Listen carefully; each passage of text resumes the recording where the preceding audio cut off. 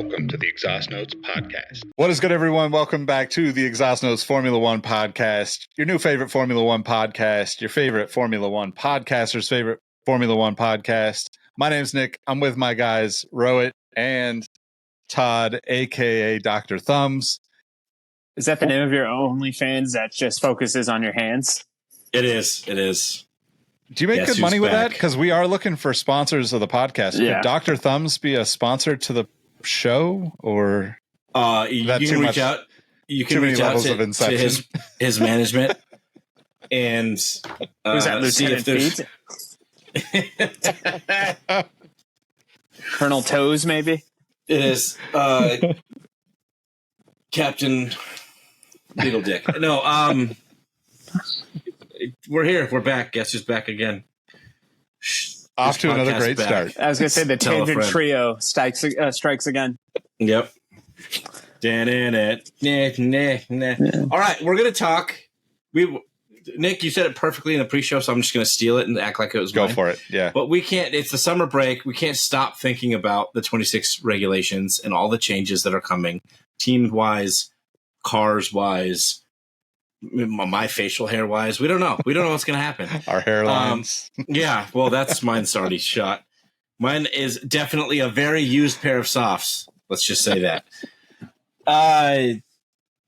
So we want to talk about 26, and we wanted to, maybe surmise, give a guess, see what we think is going to be not only the top three teams and the drivers that are contained within said teams, but maybe the biggest surprise and the biggest losers of 26 potentially. So where do we want to start?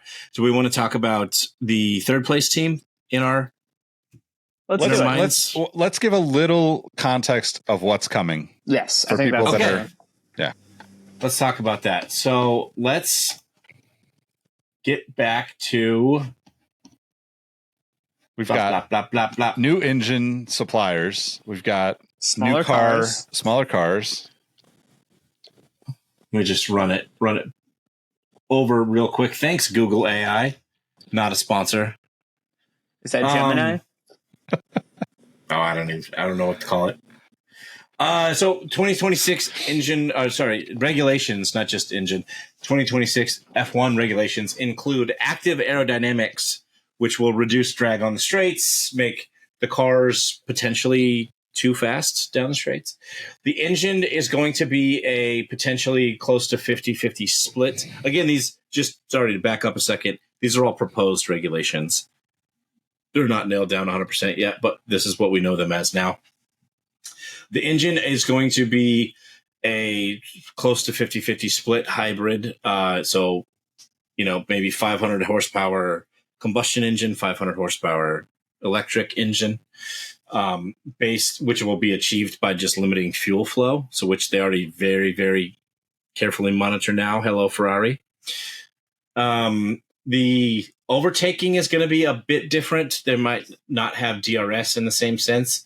We're talking about kind of a push to pass where they get a little bit of extra electric power, kind of the way that IndyCar does it now.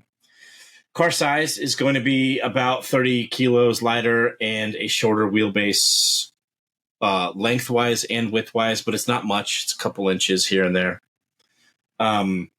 Tires, which is one of the most interesting things to me, narrower front tires by about 25 millimeters and 30 millimeters in the rear. So skinnier tires, more power, like basically the same power, faster top speeds, smaller contact patch. That's interesting to me. I guess safety. We don't care about safety.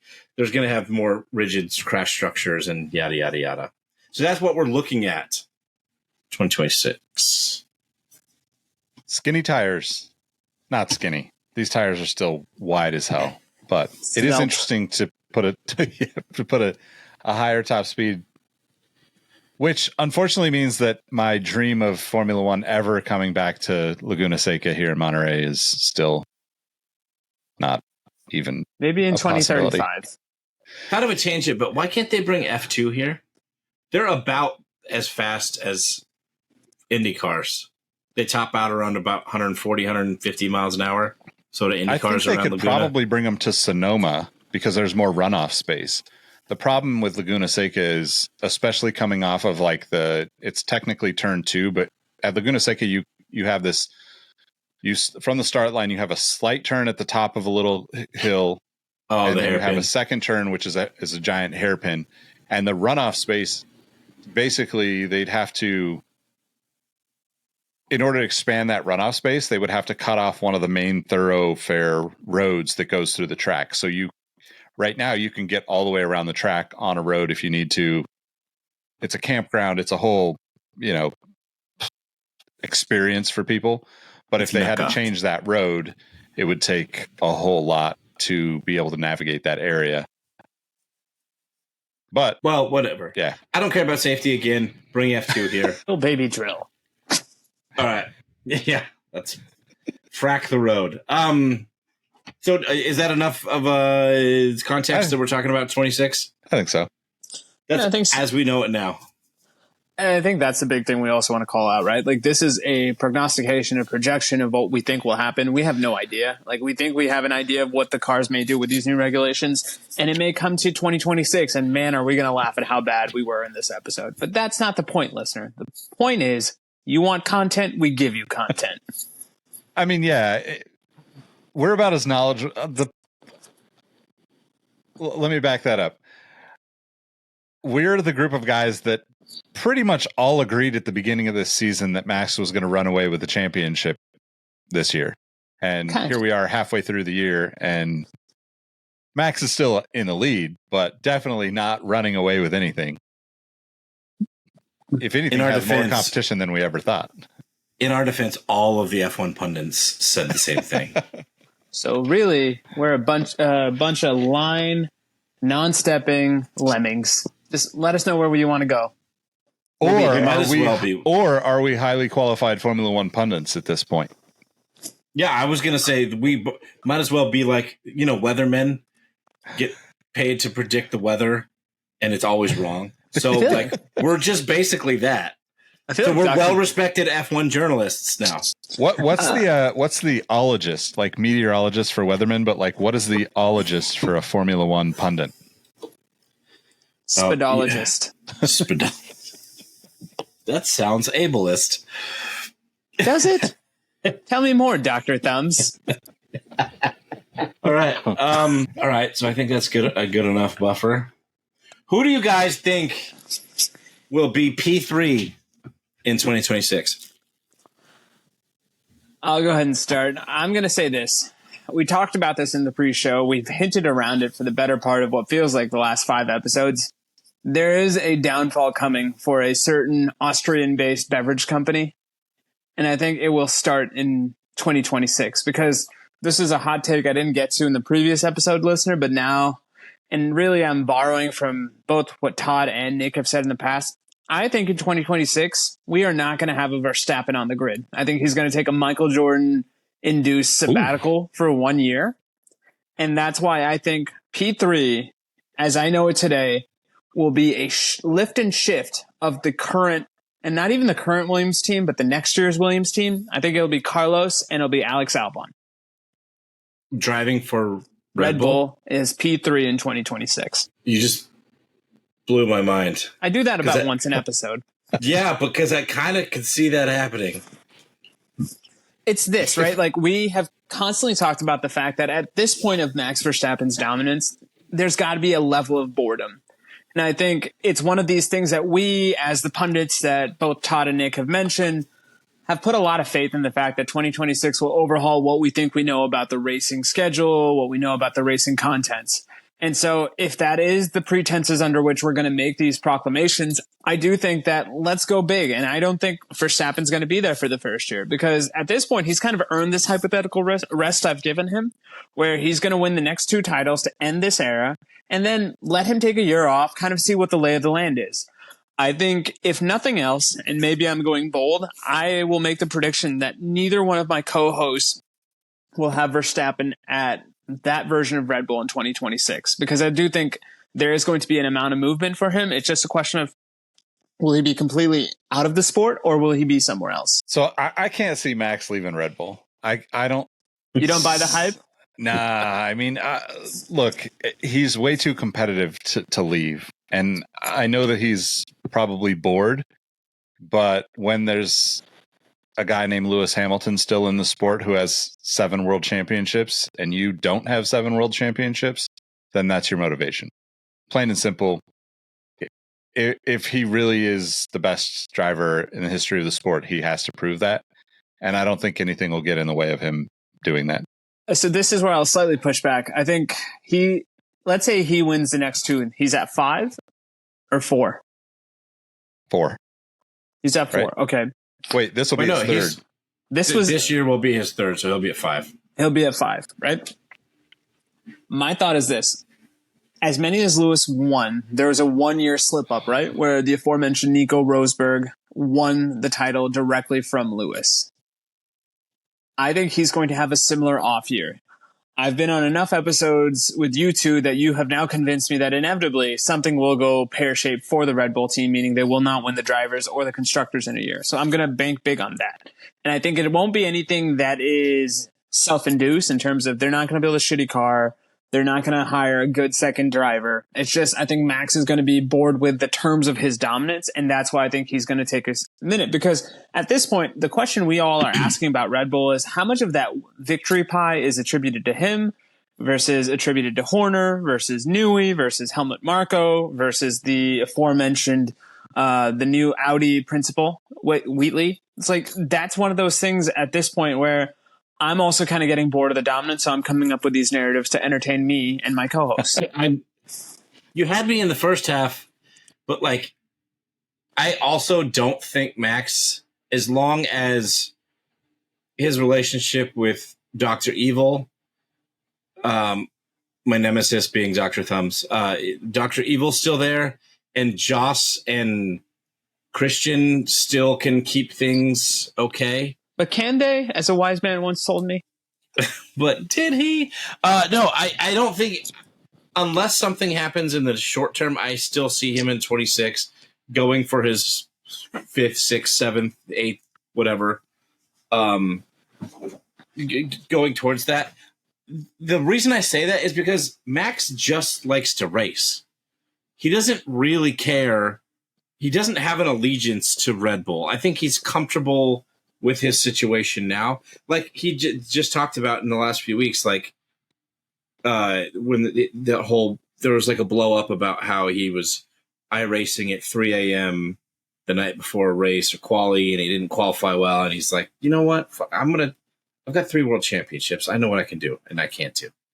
He just isn't that interesting of a person. He just wants to race cars. And I don't think that's going to change. So I agree with you that in P3 in 26, we're going to have Red Bull, but it's going to be Max Verstappen and Lando Norris. Ooh. At Red Bull? At P3? Yeah. Because I do think... I'm very interested to see who your P1 is, and more importantly, your P2. Yeah, I think which is, what are things your urologist would say to you? I do think that the car, the Newey-less Red Bull will start to decline, but not a huge crash as we talked about in the last episode. I think it's going to be a slow thing. I think 26 will be the beginning of the actual Red Bull downfall when it's time to blow it up and rebuild, as we do in many sports terms here. I think Horner will still be there as team principal, but I think Lando will get frustrated unless McLaren wins the drivers or constructors, and like they're right on the peak there, or the precipice of winning a drivers championship. I think he's going to get frustrated because it won't come fast enough, and he's going to jump to Red Bull thinking they'll new engine regs. He's got Max as his teammate. They're like a lock for the constructors because they're both really good. And Lando Max Red Bull at P3 like that. You have me up P3. Until the number after the reason, the P. This is going to be Red Bull Ford without Honda's input on this new engine. I don't think they nail it. So let's go to the biggest Lando Norris fan on the panel. Nick, how does it feel to root for the evil empire? There's just no way that happens. There's just no way. It's more likely that Max goes to McLaren than Lando going to Red Bull, in my opinion. All right. Because, look, McLaren's probably going to win the constructors this year. Like right, but then it'll be like, promise, oh, you know what, 25, we're going to get Lando that driver's championship, and it doesn't. Right, but then, like, don't you think Lando is like, let me push Piastri out, and then Max comes in versus leaving? Nick, the only way to bully a bully is to tell him what your P3 looks like in 2026. Well, I had Red Bull at P3 in 2026. I just don't think that it's going to be Lando Norris and Max Verstappen. You think it's going to be Max and Checo? Danny, I mean, yeah.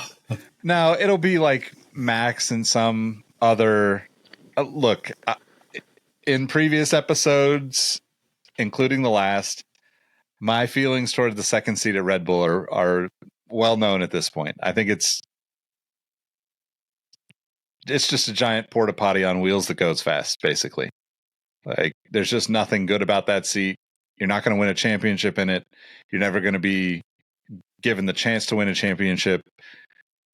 And there's always going to be 10 people talked about, probably by your, team boss and team principal, that should be in that seat instead of you. So I just don't see anybody. Danny Rick won't be in the sport in a couple of years. Like, he'll be racing IndyCar or sports car or something like that, which is probably better for him anyway, right? Like, he's a great driver, but he just doesn't have I think he's lost the competitiveness and lost the like drive for it. Yeah, the tiger. Exactly. He's got a girlfriend too, and I think it's her fault. I'm going to blame her. Oh wow, that's a hot take. Yeah. I just don't see Red Bull doing like what they do now. To Todd's point, Ford. So who's the second driver? Here's your second driver? Yeah, you have to give us a second driver. Max and nameless, faceless youth driver, because we won't take it. We want names. Name names, Engvall. No, it'll be somebody. It'll be somebody unexpected. It'll be like George Russell, because Kimi Antonelli is going to come in and basically take the number one seat by the end of next year. George Russell will be like frustrated. Okay. He'll be complaining about Antonelli on the radio every chance he gets, politely, but still complaining. And then he'll find his way out of Mercedes. Wait, wasn't that Rose's hot take from the last episode? Or was that yours? That was mine. It was similar. Was it? Wait, George Russell going to Red Bull? Not Red Bull. No, but getting his lunch eaten by Kimi. Yeah, that's what I was saying. Like, I agree with that. I just don't think that Russell will be. I don't think he's the number one driver on that team for very long, I guess is the way I would put it. And to that, I think he jumps ship. He's a good driver, like we've said in the past. Why wouldn't you take him if you're Red Bull? Why wouldn't you go there if you're George? I think he's like too man crushed on Toto to go to Red Bull. I just don't see him going towards that style of team for some reason. Yeah, but think about it. Like, he's an obedient schoolboy. And if there's one thing Red Bull demands, it's obedient schoolboys. It's exactly why he would be like, oh, Papa Toto, yes, I will be the number 2 driver. Yes, of course. I will report on everyone else's jump starts for Kimi. All right, Nick, who's your P2 then, since we've exhausted our P3 conversation? Yes. I have Ferrari at P2.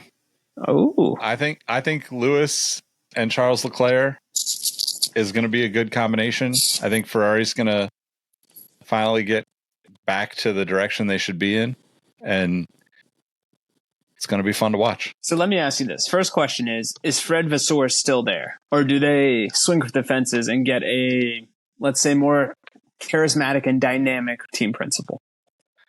I don't think they needed anybody else. I think Fred Vasseur is a great team principal. I think that hasn't been given enough time as a team principal with resources that Ferrari has, and obviously getting the chance to work with Leclerc and Lewis Hamilton is going to be, like you'll start to see his greatness level up. I think this season with Carlos's lack of, kind of clarity on where he's going, signing Lewis, it just threw the whole season into kind of a blender, so to speak. And, like you don't really expect much from this season. I don't even think Ferrari expects much from this season. I think they're looking ahead, and I think that's why you will start to see them kind of make changes down the road that make changes now that down the road will pay off. And to me, that's Lewis is going to be so motivated to get another title that, he needs to have that stamp of like, I can do this outside of my relationship with Mercedes and Toto, and also needs to like have that kind of crowning achievement on his career in order to be like the brand ambassador for the next 30 years at Ferrari, in my opinion. There's much more riding on it than just an 8th championship. I mean, come on. No, that's actually really well thought out. I disagree, but it's really well thought out. Why do you disagree? Thank you, Todd. Because it's going to be McLaren in P2 with Oscar Piastri, and the second driver's almost irrelevant. Oh, I had to choose a second driver. No. Get him, man. Let me get the rest of it out. That's my dog. Cut my head off. It's going to be somebody random like Jack Doohan or Liam Lawson, like the leftovers of another team. So Jack Doohan will go on and post, without my permission, Alpine said I would drive with them, and now it's going to be 2 of the same drivers on McLaren. I think in the next year, Oscar's going to be emerged to be on par with Lando, and he's still new enough in the team and feels that like I got out of that death trap, bear trap, whatever, of Alpine, thanks to Zach Brown. So I think he'll be the number 1 driver. I'm going to say it's going to be Liam Lawson, because I think he's not going to get in a seat fast enough, and he'll be out of contract. I think it's actually in September he's able to be shopped around. They had to have a seat for him by September this year. Mm-hmm. Otherwise, he's able to go. So I'm going to say Liam Lawson, Oscar Piastri, McLaren in P2, still on an upward trajectory, but not fast enough for Lando, who's been there for 8 years now. The most impressive thing about your prediction is the fact that you think Oscar Piastri plus a unproven driver will get them to P2. Like, that speaks very highly of how you view Piastri. So my natural question to you then, Todd, is does Oscar Piastri win a world championship in the next 10 years? Does Oscar win a driver's championship? Yes. In the next 10? Yeah. 100%. Would bet money on that for sure. Are you taking into consideration what happens in Drive to Survive over the next couple of seasons, and also the performance at the theaters of Brad Pitt's Formula One movie, where he might be the second driver for McLaren by 2026? Son of a bitch, Engvall. Why do you keep stealing my hot takes? Did you? I didn't know. No, I'm just messing with you. Yeah, I mean, I completely forgot about that movie, which I don't know how well that bodes, because I could definitely see that, ironically, being the death knell of this Formula One popularity era. Where I feel like part of that movie just screams cash grab. And what was the Sylvester Stallone one? Oh, yeah. Driven? Oh, Driven. That's such a good movie. It's a great movie, though. It's Sunshine. Terrible, but it's great. Sunshine from Remember the Titans is the second driver in the car. First of all, team. I wish Sunshine had as good a field awareness as he did in Remember the Titans in his actual career, because I think he might still be with us as an actor. But because Driven was so bad that I think we as a collective society said, never again. Let this boy be Sunshine and only Sunshine. So good. Movie's so good. Driven. Go watch it, folks, if you haven't seen it. It's so good. This is one of my favorite movies. To say that it's good is a stretch, but it's great. What this tells me guys, is we're selling an image here. Everything related to Formula One is good. Are we the Driven a Formula One podcast? Because I think you should add that to you. Hey, as long as like in this analogy, we can think of ourselves as like after he makes him spin the tire over to see that he actually did pick up the coin off the track. So we're just forgotten like that coin, but we're still, picked up by the greats. Yeah. Here's the thing. All this tells me is we need to do a director's commentary track of the three of us watching Driven with various amounts of edibles on the table. Oh my God. That would be okay. Yep, lock that in for a future episode. Now I'll start looking at what streamer has it, or did we also decide to wipe that from our collective existence? Yeah. Okay, so wait, where the fuck were we on? We were just going through the embers of your P2 McLaren with Oscar Piastri, and I think you called out Liam Lawson. I was going to say Liam Lawson, just because I think he'll be in the mix for somebody else's seat. I think Duhan is going to be the next Alpine driver. I think that makes sense. He'll have a couple of years of misery until Alpine's off the grid, but we'll get to that. Speaking of misery, is Zach Brown also still leading McLaren in your hypothetical? Oh, yeah. He's got that Saudi money deep in his pockets now. He is living large. He's still there. I mean, Shake Zach Brown, SZB. Shake. Yes. Shake. Okay. For my P2, I was going back and forth between a couple of them.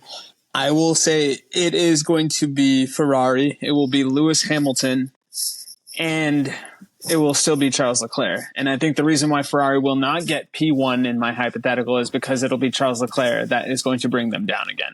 Because to me, the thing that is most interesting about Ferrari's next 5 years is who do they define as driver one, who do they define as driver two, and what impact does that psychologically have on both drivers? Because for all intents and purposes, you would assume that Charles Leclerc is driver one. He's been the incumbent in that seat for a long time. Lewis is the brand new guy. But would the brand new guy ever have brought 7 world titles along with him? So this is as close of a driver 1-2 discussion as I think we need to see in terms of not only establishing what Ferrari looks like, but also establishing a bellwether or a precedence for how to treat future situations like this. That's a really interesting thought, because I think back to when they had Kimi and Seb at Ferrari, and them signing Seb kind of pushed Kimi out, and then them signing Leclerc kind of pushed Seb out. So is this in the inverse of that? Them signing Lewis will push Leclerc out, or not out, but like to a different team.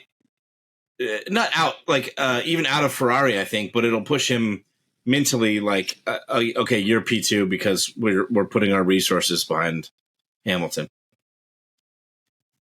I don't know. Do you think Leclerc really feels that he would be a number one driver with Lewis in the other seat?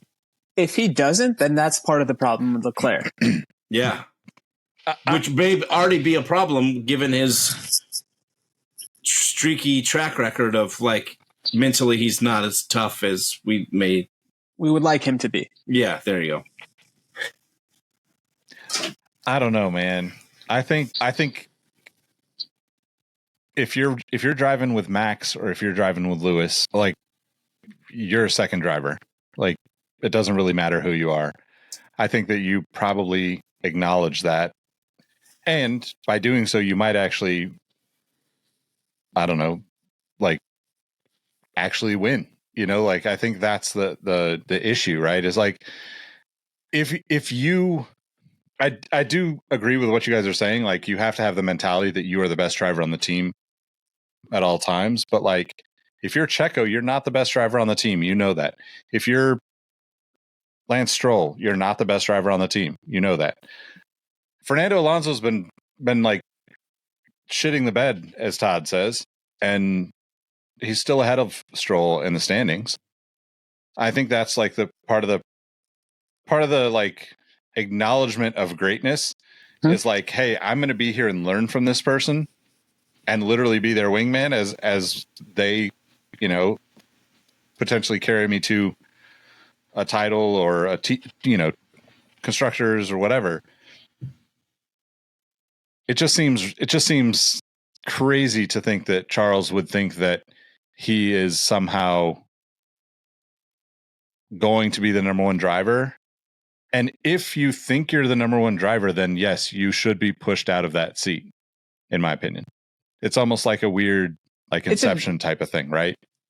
It's very drumline, right? Like Nick Cannon challenging the other dude that betrayed him in the first part of the movie. Like, get your seat back. I will say this, if we're just looking at the last 3 years, because it's been 3 years since Lewis has won a race, right? Like that was a streak. Could I make the argument that Charles Leclerc has been the better driver in just that limited time span? I mean, I think he's had a better car 100% of the way through that. Up until like the last 5 races, Leclerc's been in a much better car than the Mercedes, but with a way shittier team. So in a way, it kind of evens out, right? Yeah. Like you can have the best car in the world, but if you've got a couple of Bobos leading your strategy, you're going to end up saying, oh no. No, I mean, like the strategy and stuff can only take you so far out of it, though, right?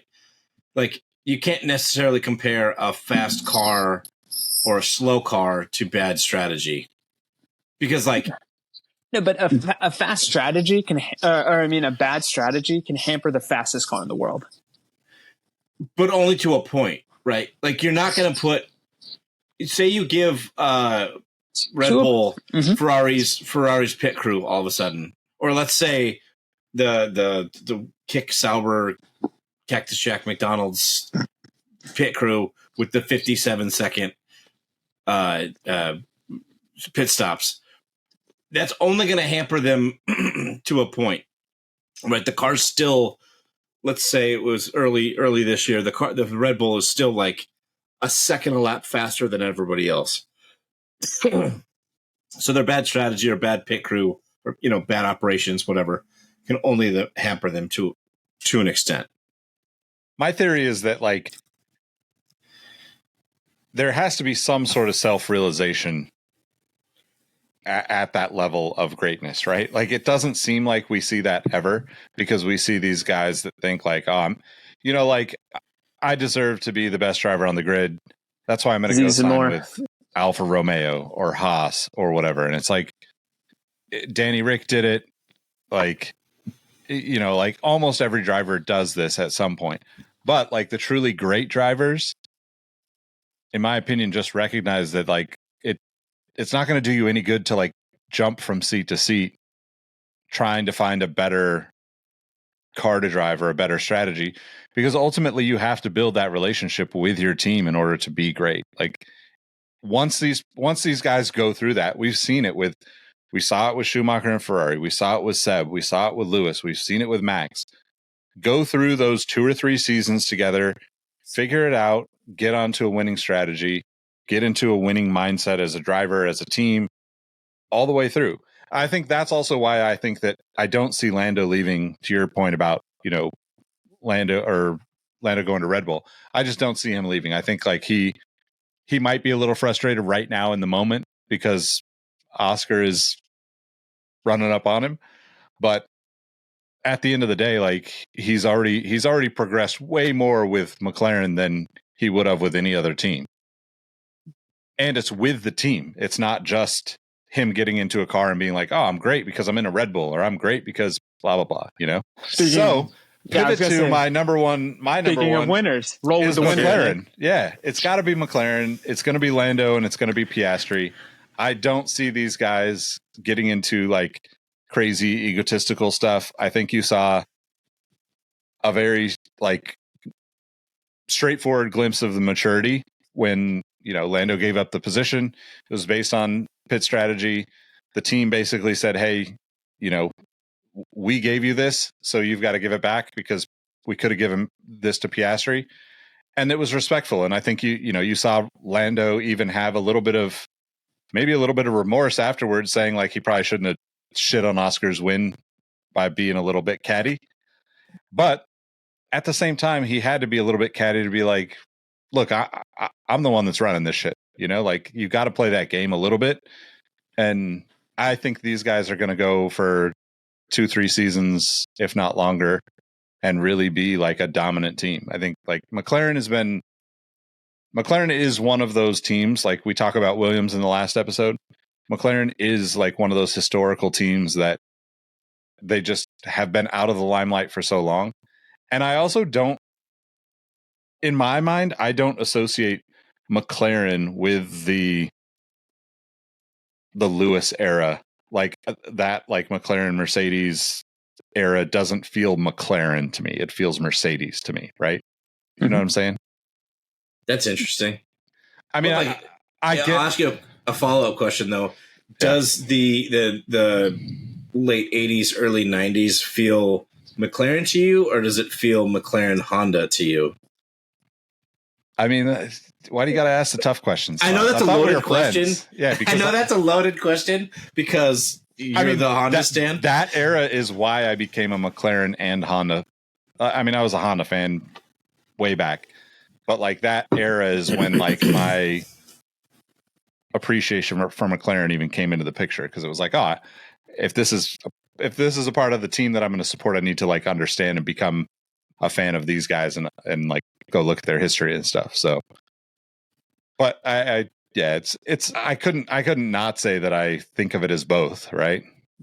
But it's just funny that you think of the Mercedes being that much more powerful in that second scenario, or the Lewis scenario, when it was the same thing for the Senna's championships, Prost's I think it's also the like the silver arrows, the color of the car seems the Vodafone car. The Vodafone car, yeah. It's like it just feels more traditional Mercedes, where like having the orange feels like, oh, standing on their own finally, kind of, Papaya, sorry, not orange, but you know what I mean. Get your tropical fruit right. Seriously. All right. Speaking of cantaloupes, what's up, Dr. Thumbs?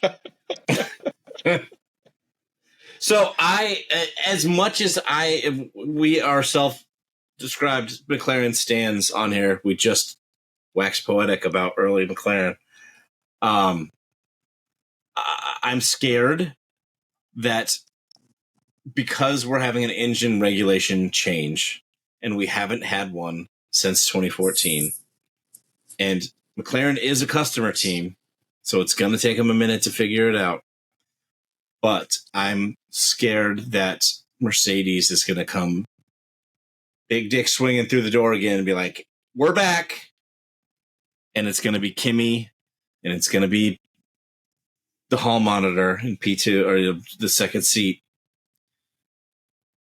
George Russell for those keeping score at home. Yes. I always can't not call him hall monitor. Yeah. If they've been listening to us, they know who the hall monitor is now. Yeah, there's a distinct possibility that this could be somebody's first episode. So we've got to make sure we respect the lore, but more importantly, we respect the listener. Okay, fair. Thank you for clarifying. Anyway, in P1, Mercedes is back. The silver arrows are there with this weird new hybrid powertrain MGUK list thing monstrosity that they're doing. But they nailed it in the first turbo hybrid era. There's no reason to say that they won't. By all accounts, and the murmurs in the paddock is their engine program's going very well for 26 already. So they're there and they're back, and they're a second faster than everybody else. I hate how I just feel like you're right. Like that's, yeah. I don't want to be like this. I want the papaya to be one too. Yeah. Every race.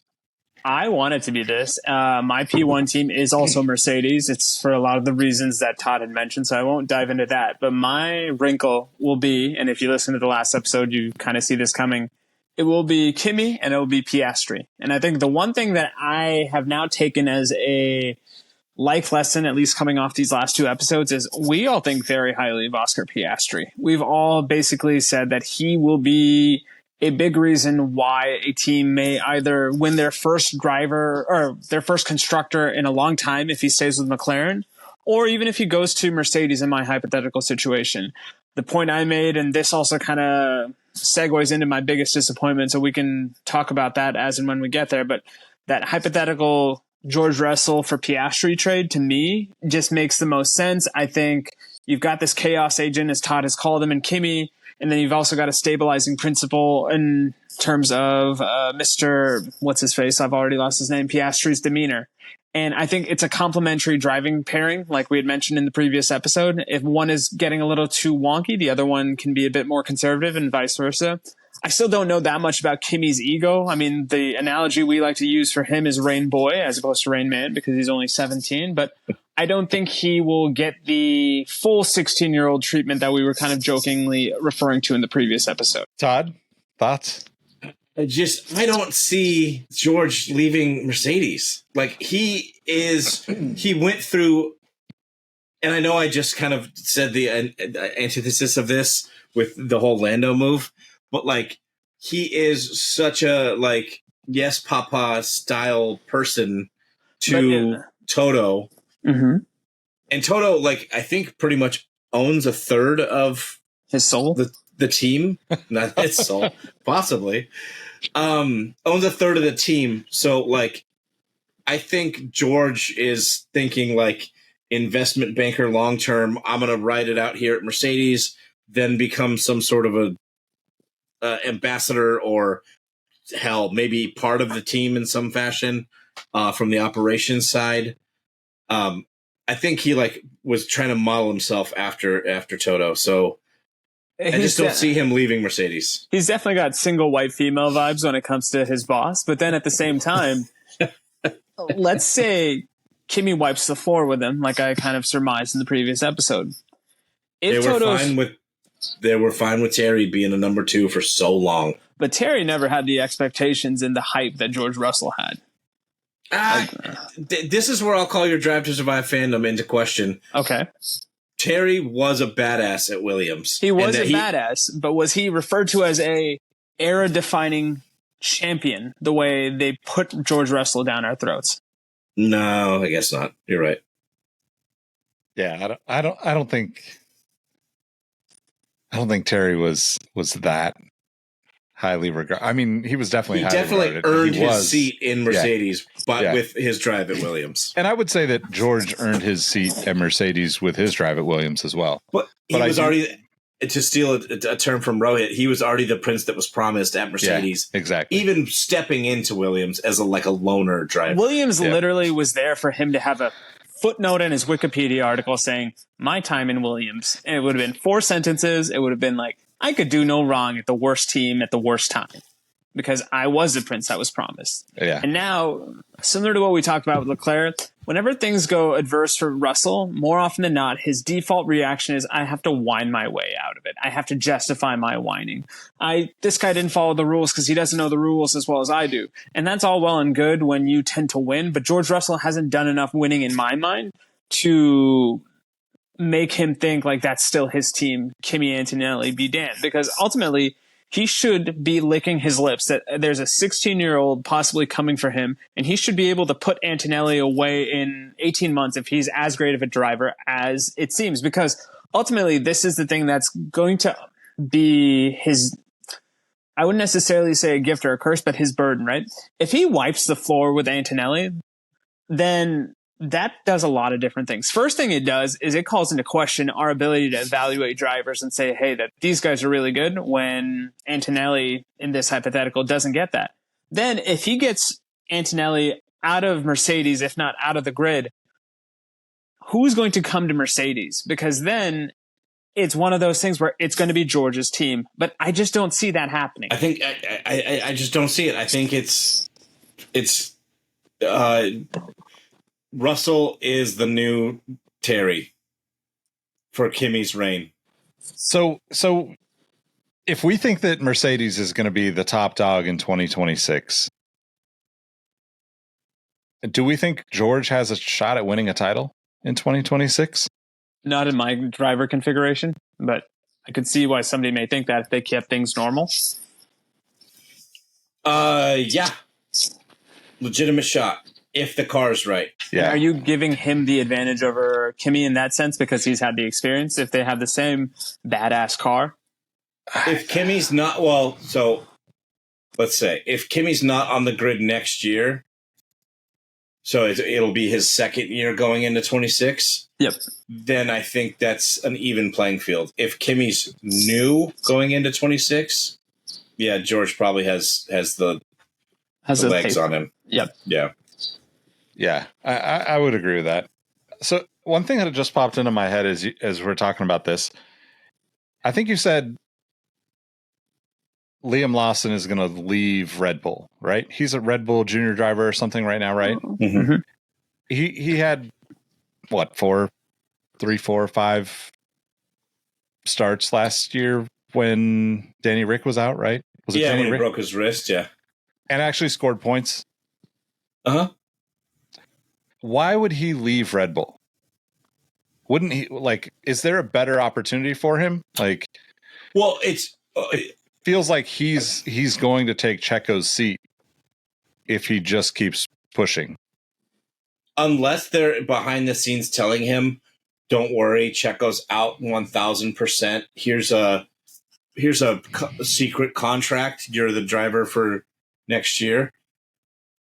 There's no other benefit to him staying at Red Bull because the other option is being on the grid now or, coming into next year. So if Red Bull's not telling him that, then he would absolutely be shopping around to every team. Yeah. He's not going to stay at Red Bull just to be a reserve driver for a potential number 1 seat or number 2 I don't think he should. I mean, hell, he could drive for Alpine. Alpine or Haas or any of the like bottom tier teams and actually probably earn a seat at one of the other contending teams. Yeah. All right. So biggest surprise or worst team? What do you want to go with? I'll start us off. My biggest surprise is kind of hinting at somebody not necessarily being the worst team, but a disappointment. I don't think McLaren, as it exists with Lando Norris, will ever win a driver's championship. And here's a hot take territory, a constructor's championship. Are you just trying to fight right now? I want to see your credentials, Dr. Thumbs. We just had like 2 hours of standing for McLaren. And you're just going to spit in our faces? Here's the thing, Dr. Thumbs. I'm Mr. Hands. And if you want to catch these, boom, boom. Shots fired.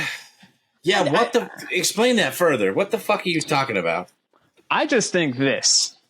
For all of our comparing and contrasting of Max Verstappen at Red Bull is to Lando Norris at McLaren, I think it's just going to go horribly pear-shaped because I don't think McLaren has built a car to the levels of dominance the way Red Bull has.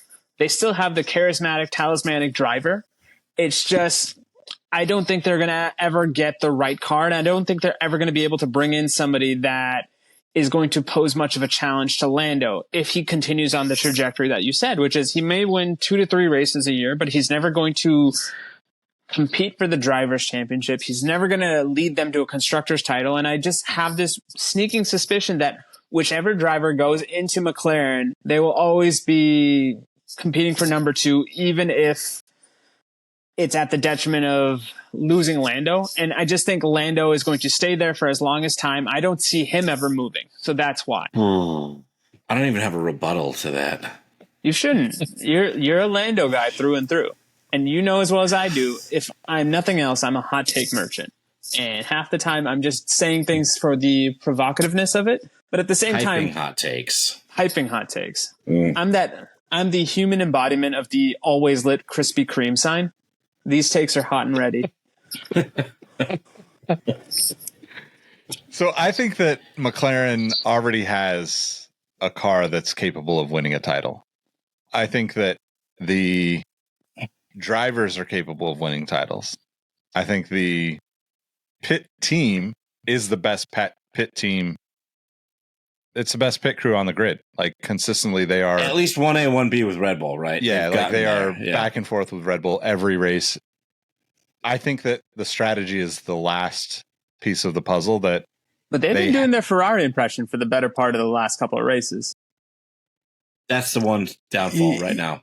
The experience on this race strategy. Yes, but if we're using the last couple of races, they also just went 1-2 for the first time in the team's recent history. But right? that's just one race outside of a fluke. Fair, Nick. But at the same time, the way that car should have been, or way that car has been performing, they should have had multiple 1-2s in the last couple of races, and that's ultimately a microcosm of what I'm trying to compel with my case, which is they will have a great car. It's just they have a Ferrari-like tendency at times to shoot themselves in the foot and underachieve when they should be running away with it.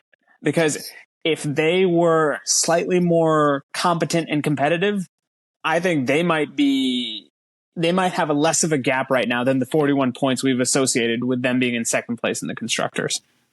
So if your math is mathing, which it probably isn't, you're saying that they won't win the constructors either this year. Yeah, I'll go that far. Damn, I don't like that. Do you want to put a Capri Sun and or yeah, a we're burrito definitely juice box betting for McLaren wins the constructors this year. Okay, I will take the no on that. So my rebuttal to that is that they've really only had their shit together for like 6 or 8 races. We didn't expect them to be doing what they're doing right now at the beginning of the season. I mean, is it really shit together though, or is it just the car? Can it be both? By having your car run the way that it is, it gives an impression that you have your shit together. No, it's definitely shit together. 1.9 second pit stops is fucking insane. Like there's only 2 teams on the grid that can do that, and it's McLaren and Red Bull. Oh, where's Kick Sauber? Wheel nuts. That's where they are. I think because both Lando and Oscar have been so like front runners, like they just moved up so quickly in the past like 7 races. I think it feels like they should be doing much more. But again, like going back to like the last episode, we didn't really do the hot takes, but like we all agreed, and our fellow racing pundits agreed that Max was going to mop the floor of everybody this year, and yeah, but he's just not. Like he's not as far out in front as anybody thought, and I think that's where McLaren, like it's almost like that. I think we talked about it, but like once these guys get that taste of the first victory, which they both have now, I don't think anything is going to feel good about second or third or anything less. Absolutely fair. And that killer instinct is what I think they've been missing. And early returns are good, but at the same time, they kind of did that out of nowhere. Like none of us expected them to be this good this part of the season. And now we've had a month that all we're going to be thinking about is, hey man, McLaren's about to do something in the second half. But that's the other issue I'm starting to try to compel against, which is expectations are a motherfucker. It's very easy to do good things when nothing is expected of you. But then when that narrative shifts and we get disappointed when you don't get podiums, that's when we see the true measure of a team. And that's where I don't think McLaren has it. I will happily give you a burrito, and I will happily give Dr. Thumbs the biggest pouch of Capri Sun I can, but I just don't buy it. I hope you're wrong. I hope so too. But your tone, Dr. Thumbs, tells me that you may be leaning a little bit to my side on this. And I don't know. No, it's just because you said expectations are a son of a bitch. The thing is, though, that I would counter to that is like when they first got that upgrade, was it Miami? I think it was Miami, or might have been the race before Miami, because Miami we thought Lando was going to win, right? Yep. Yeah. So I think it was Miami that Lando was disappointed for getting P2. Yep.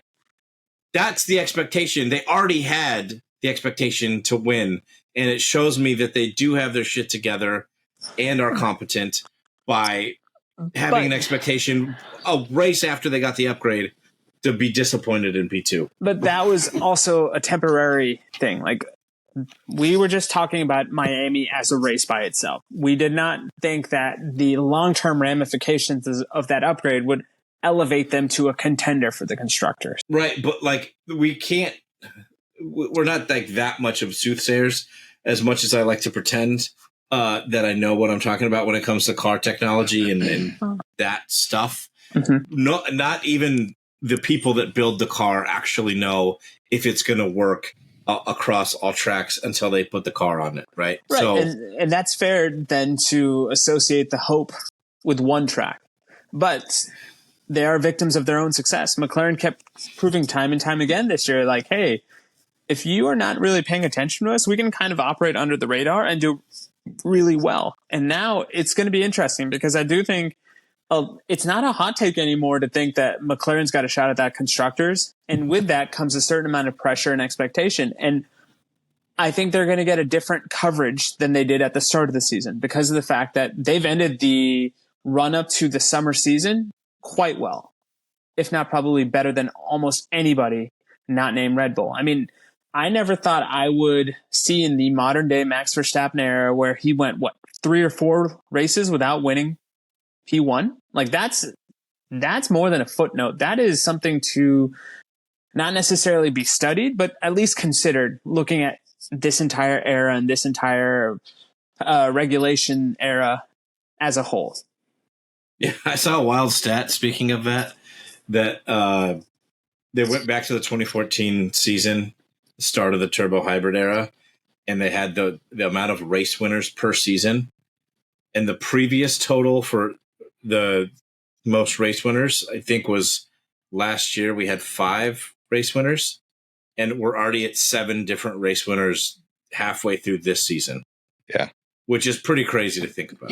That's the best stat there is. That's awesome. Yeah. So just to go back, the Chinese Grand Prix was Norris in second, where we were thinking that he had a chance to win. He won. Miami was his first win. Okay, that's right. So like the upgrades had to have come right before China, and like we expected, but he lost to Max. But he's basically been in second or third or fourth since then, with like one exception to that, right? But the surprise to that like interestingly, thinking about it, to your point about the 7 race winners, if you would have told any of us that George, Lewis, Leclerc won Monaco. Yep. Oscar Piastri. Like those are 4 people that I would have never, ever thought would win. As much as like I love seeing, I think the coolest part about this season so far has been all of these guys winning their home Grand Prix. Like Lewis winning Silverstone. Whether you hate him or love him, like seeing him get emotional was like really awesome, right? Yeah. It's like it really matters to him. I think the same thing with Leclerc in Monaco. It's like, just like, the thought that this guy can just like win his home race and hop on his bike and pedal home. Like that's what you want to see for somebody, And then, Donald Trump in Miami with Lando and never mind. Maybe my theory's off. Maybe that's why he went to Miami, because he didn't want, he got so sick and tired of being called orange. He wants to be called the papaya president. Well, he is really proving his fandom by painting himself orange, so he's got one up on us.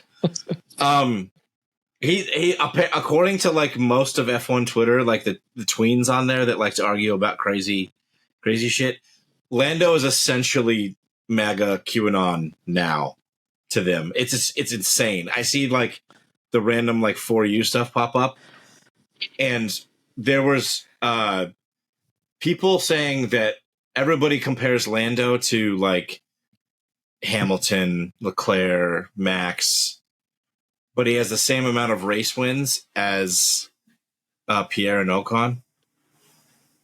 Yeah. And they're like, yeah, this guy's trash. He's just like Ocon and Pierre, and he's lucky. Team Baguette. Yeah, Team Baguette. Like, he's just like circumstantial winner, blah, blah, blah. And I was just like, what the fuck are you people smoking? But in the replies of that was basically like, fuck him, fuck Trump. Like, all that stuff, and that's why he sucks. So anyway, biggest disappointment. I'm going to throw mine out there. I know where this is headed. Yeah, it's going to be that either by the end of 25 or the end of 26, Alpine will be in the process of selling itself to Andretti Cadillac, whatever. It might be Alpine Andretti Cadillac for a bit, slow takeover style. Alpine, I think, has mailed it in. They really gave it one last push with Team Baguette. I actually should have counted this beforehand, but I think they've had something like 5 or 6 management changes in the last 4 years. Cyril, Otmar. But not even just the team principals, from above that. Oh, yeah. As well. And now we've got Crashgate, Flavio Briatore back in. And it sounds, by all accounts, like he's the one that's talking to the Renault brass about, like, hey, let's just can the... He's almost like doing the venture capitalist, like, let's go in and gut the team and then sell it for parts kind of thing. It sounds like that's what's on the cards, that they're going to stop their own engine program and become a customer team. And I think that's just setting them up to sell, so the French government doesn't lose, whatever 40% or something they have of that team. Yeah, for those that haven't heard of Flavio Briatore, he what's the clothing brand that he was behind? FUBU? Isn't that the F in FUBU? For us, by us. For Fabio, by Fabio. Oh my God! I didn't know he had a clothing thing. Yeah, Benetton. Oh, United Colors of Benetton, because wasn't there a Formula One team called? Yeah, he was part of. He ran that company for years. He got into a bunch of legal trouble. Had a bunch of legal trouble while he was in Formula One. He is all around not nice person. I don't know. Like, if Allegedly. there's a stereotypical bad guy, wealthy guy, rich guy, I feel like he is it. That doesn't mean that he hasn't brought some really interesting stories and entertainment to Formula One, but yeah, he's a character, to say the least. So to like kind of double down on Todd's thought, worst team in 2026, I'm going with Andretti Alpine. So, okay, who are your drivers on that team? Is it still Gasly? No, because if Flavio Briatore is involved, I do think that, like, it'll be a completely start fresh by end of 2025, even if they are trying to sell the team to Andretti. I'll give you one, Colton Herta from IndyCar. That would be sweet. I would like to see that. Or oh man, what's the other? Oh, that one guy that just recently retired. Oh, Fernando Alonso. We're thinking future. Well, Flavio Briatore was a part of Fernando Alonso's come up, right? The Renault. Yeah. No, I was going to say Alexander Rossi would be awesome. He's a IndyCar driver from Northern California that definitely has, skill set to get into a Formula One car. If he's, I could see him being like he's probably 30 now though. So they're probably not going to give him a chance. But if they're just going pure, let's just find American drivers for the team to see if we can put something together that brings happiness to the GM family.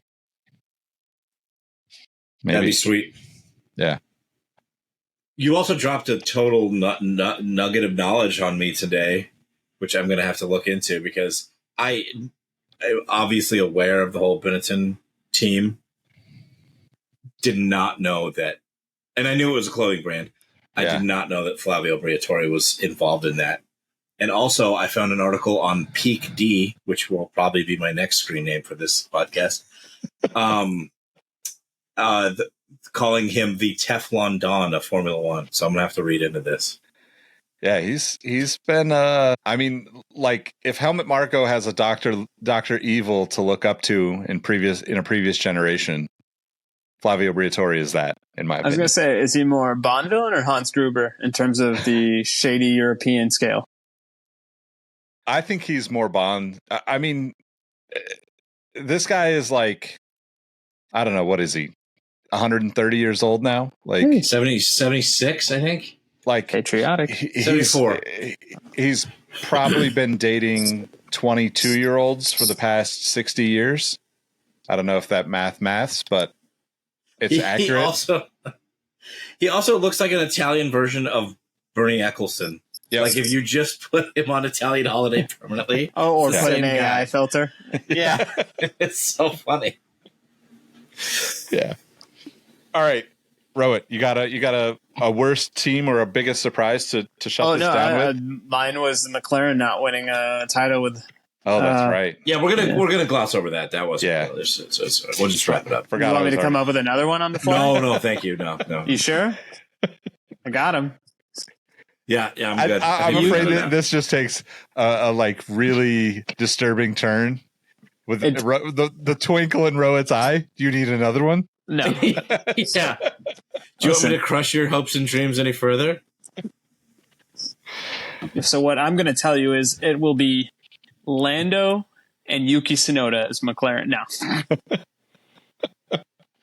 that'd be dope. That'd be a good lineup. Yeah, that would actually, be good. My fourth place disappointment lineup would actually be Lando and George Russell, which I think would infuriate you two even more, considering how much you rate both of them. Lando and George Russell? Yeah, because remember my swap of Piastri for Russell? Oh, yeah. Yeah. I don't like that. See. I don't like that at all. Get the hall monitor away from me. I think biggest surprise I'll throw out there just quickly. I think Williams is going to be best of the rest, like I said in the hot takes episode. So 26, we're looking at a Sainz Albon P4 in the championship. Oh, from your mouth to Uncle Bernie's ear. Not surprise related, but starts with an S. What happens to Sauber in 2026?